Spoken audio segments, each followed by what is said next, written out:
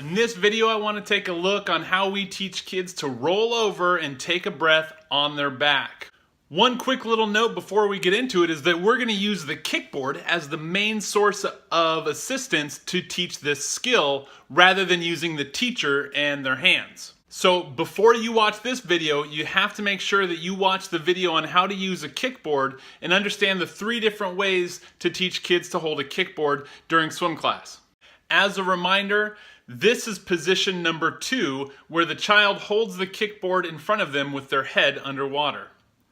And this is position number 3, where a child holds the kickboard to their chest while on their back. This allows the child to breathe while kicking. And now the easy part is just having the child switch from position 2 to position 3 and back to position 2 again, making sure every time the student rolls over to position 3 on their back, they take a new breath. Once the child can do a rollover using a kickboard, then teaching them how to do a rollover without using a kickboard is exactly the same thing. Have the students float on their front with their hands in front of them. When it's time to roll over to the back, pull the hands to the side and act like they're holding a kickboard to their chest. Take a breath and then roll back to the front.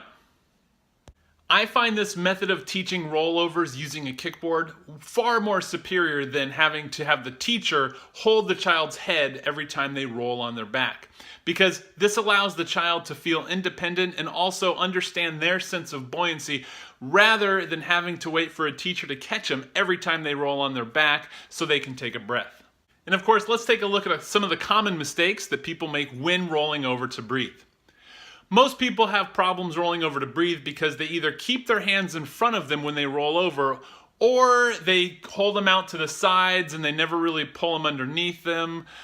So just make sure that when your students are starting to roll over with their hands in front of them, that they pull their hands down to their waist as they roll over. That's going to make everything go a lot more smooth. And remember, the whole point of rolling over is to take a new breath. If they're rolling over and they're not taking a new breath, that defeats the whole purpose. So encourage your students to blow bubbles out their nose as they roll over. Then when they get on their back, open that mouth, take a new breath in, and you're on your way. Good luck.